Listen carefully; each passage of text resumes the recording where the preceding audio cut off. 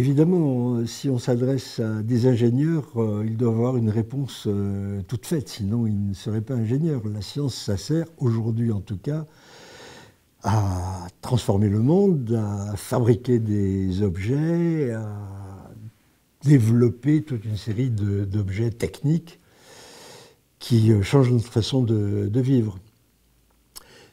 Simplement, il faut bien se rendre compte que cette réponse-là, elle ne vaut que depuis très peu de temps. Et que pendant très longtemps, pendant la grande majorité du temps de son histoire, la science n'a pas servi à ça. Donc cette réponse, la science sert à fabriquer des avions, des téléphones, tout ce qu'on veut, c'est une réponse qui est parfaitement locale dans le temps, qui ne l'était pas autrefois, et dont, peut-être qu'on y reviendra, il n'est pas sûr qu'elle soit valable dans le futur. Autrement dit, je ne crois pas qu'il existe une réponse unique à cette question-là. À quoi sert la science? Ça dépend, quelle science, à quel moment, dans quel contexte. Pour prendre juste un exemple un peu classique, si l'on retourne dans l'Antiquité, grecque en particulier, la science ne sert certainement pas à fabriquer des choses. Ceux qui font, qui transforment le monde, qui agissent sur la matière, les maçons, les constructeurs de navires, ne se servent pas de la géométrie d'Euclide.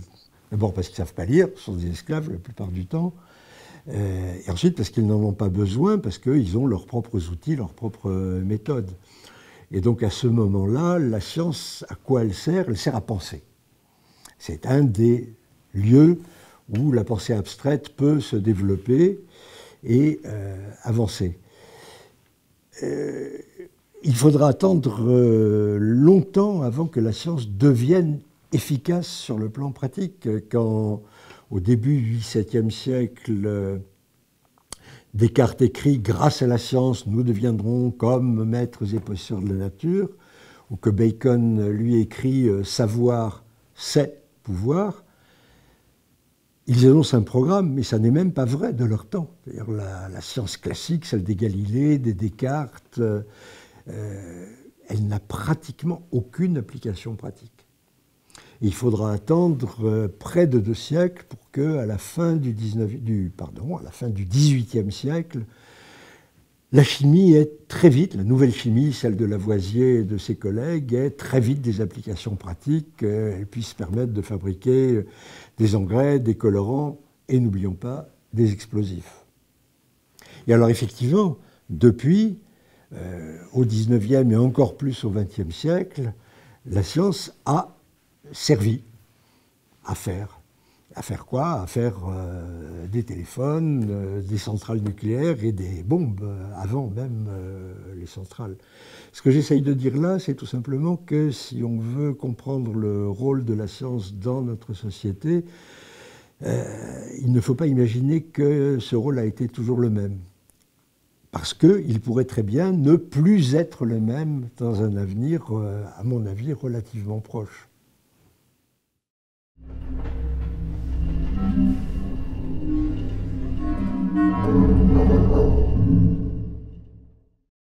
Oui, en ce qui concerne le futur, quand je dis qu'il n'est pas certain que l'on puisse dire de la science de demain, du XXIe et du XXIe siècle, la même chose que ce que je viens de dire de celle du XIXe et du XXe, je me réfère à un changement profond, à mon avis, qui a eu lieu pendant la seconde moitié du XXe siècle, qui est que cette efficacité pratique de la science risque de se retourner contre elle.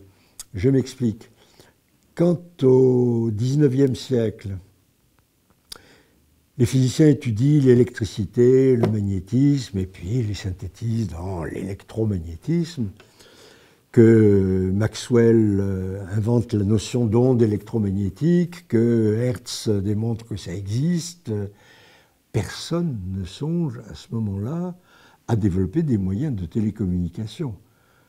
Aucun de ces grands physiciens qui travaillent sur les ondes électromagnétiques n'imagine que ça fera la fortune de grands trusts du XXe siècle. Ils ne travaillent pas pour M. Bouygues ou autre. C'est en vérité le développement des sciences fondamentales dans ce secteur-là qui va être récupéré, si j'ose dire, utilisé par les ingénieurs, les techniciens, pour donner lieu à toutes ces applications pratiques.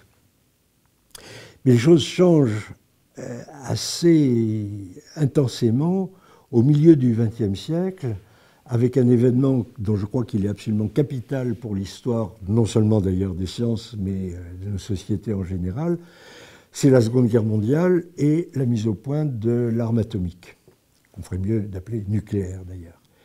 Parce que là, pour la première fois, on n'attend pas que des scientifiques aient résolu des problèmes théoriques en se disant oui, bon, après, on verra à quoi ça peut servir. Non, on réunit sur un rocher perdu dans le Nouveau-Mexique les meilleurs physiciens, théoriciens, les plus grands fondamentalistes de l'époque, leur dit il faut fabriquer une bombe. Parce qu'ils ont, eux, imaginé que ça serait possible, mais purement de façon théorique. Bon, ben d'accord, les gars, maintenant, allez-y.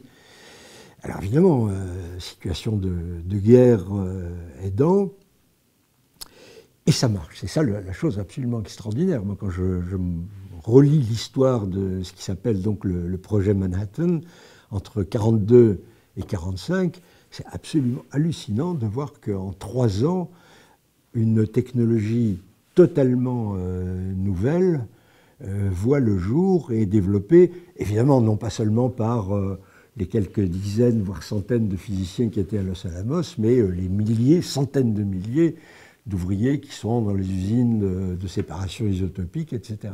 Donc il y a une entreprise collective gigantesque qui démarre sur une fin assignée. On leur dit, il faut fabriquer la bombe. Et ça marche, malheureusement, pour Hiroshima et Nagasaki. En août 1945, on a la preuve que ça marche. Et alors ça a un effet extrêmement profond, puisqu'on a la preuve à ce moment-là qu'on peut passer commande à la science. Ce qui n'était pas le cas au préalable. On attendait qu'elle découvre des choses, je simplifie un peu évidemment, hein, mais on attendait qu'elle découvre des choses, ensuite on se dit ah ben oui très bien, on pourrait l'utiliser pour ceci ou pour cela. Là, le pouvoir militaire, politique et économique prend conscience qu'il peut devenir commanditaire de la recherche la plus fondamentale, et effectivement ça va permettre un accroissement massif des ressources scientifiques pendant cette seconde moitié du XXe siècle, avec une contrepartie. C'est-à-dire que les physiciens, les biologistes vont avoir des ressources dont ils ne rêvaient même pas auparavant, mais de plus en plus sous réserve de réussite. C'est-à-dire, ah oui, vous nous mettez au point des nouveaux matériaux, des nouveaux médicaments, des nouveaux moyens de communication, et vite, s'il vous plaît, on ne vous finance pas à fond perdu, on veut des résultats. Et ça change complètement la façon de faire de la science. Le nombre de secteurs dans lesquels on peut encore faire de la recherche fondamentale sans se préoccuper le moins du monde d'applications potentielles est de plus en plus réduit. Ce qui veut dire quoi? Ce qui veut dire que la technique qui autrefois était un relativement lointain débouché de la science fondamentale, maintenant reflue sur son propre amont et lui impose ses rythmes et ses critères.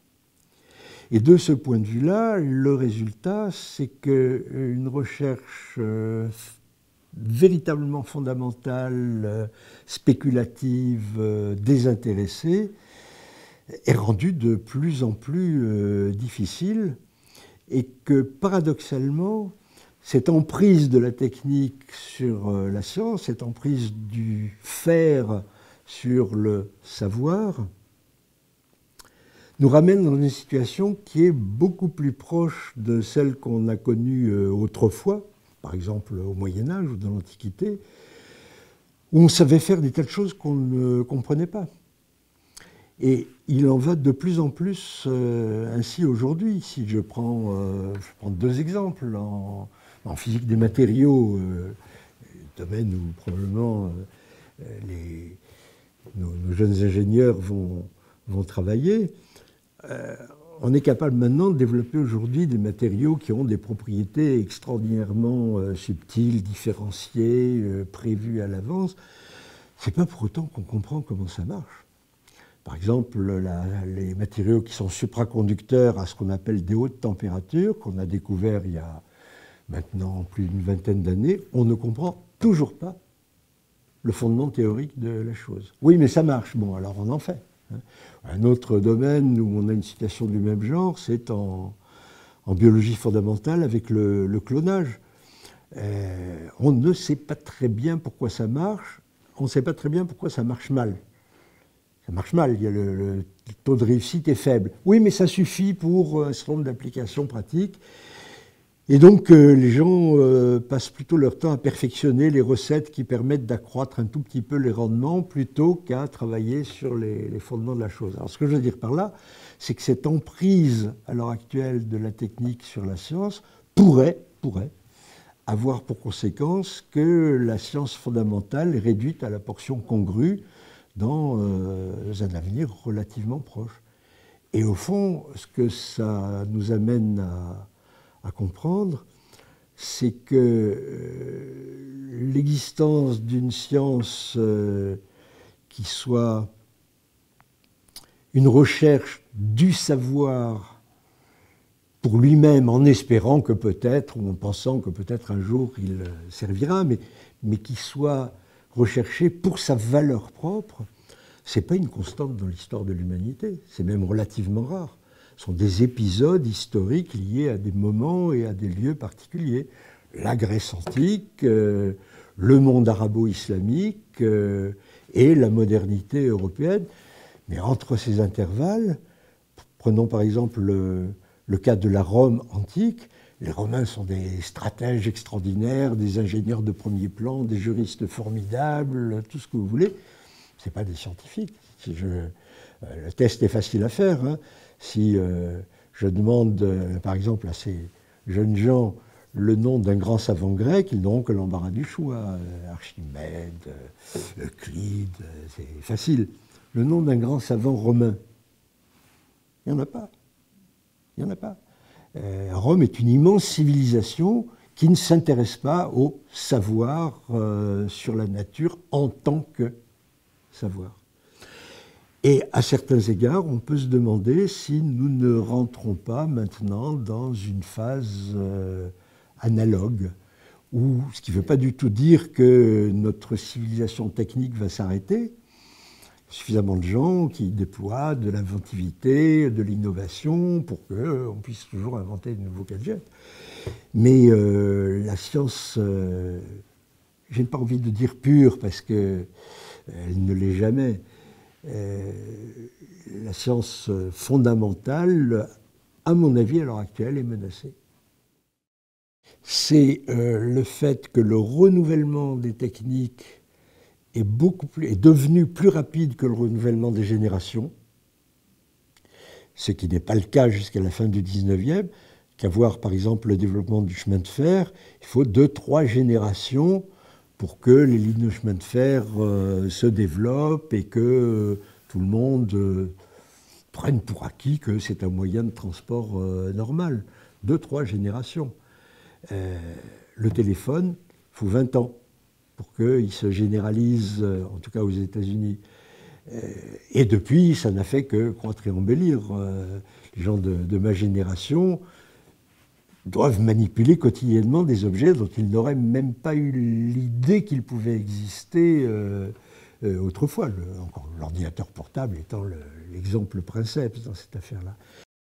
C'est que les objets technologiquement perfectionnés, toujours jusqu'à cette phase de rupture fin 19e, début 20e, les objets technologiques perfectionnés sont tous, ou pratiquement tous, des instruments de production, des machines qui servent à faire.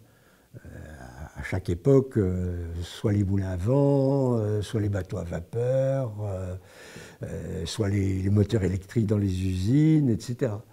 Donc c'est la production économique qui utilise la technique développée. Et la mutation qui arrive avec deux objets, à mon avis, tout à fait symboliques de la modernité, la voiture, déjà citée, le téléphone, déjà cité, c'est qu'on passe de la sphère de la production à la sphère de la consommation. Et que les objets techniques élaborés passent dans l'usage individuel, quotidien, et deviennent des objets marchands, que chacun peut et même doit, dans le système économique actuel, acheter. Ça change complètement les choses. Et le monde, le rapport quotidien que nous avons à la technique est complètement transformé. Imaginez un intérieur bourgeois du 19e siècle, dans une des grandes familles bordelaises en 1850. Leur intérieur, leur façon de vivre ne diffère pas tellement de la façon dont vivaient les riches romains 2000 ans auparavant. Ils s'éclairent avec des flammes, ils n'ont pas l'eau courante, et tout ça se transforme très brutalement à ce moment-là. Donc nous vivons dans un monde, c'est ça peut-être la chose dont il serait intéressant que les jeunes gens se convainquent. Ils vivent dans un monde qui est historiquement très jeune, très très jeune, qui a un siècle ou deux derrière lui, et dont il n'est donc pas très étonnant que nous ayons du mal à le comprendre et encore plus de mal à le maîtriser.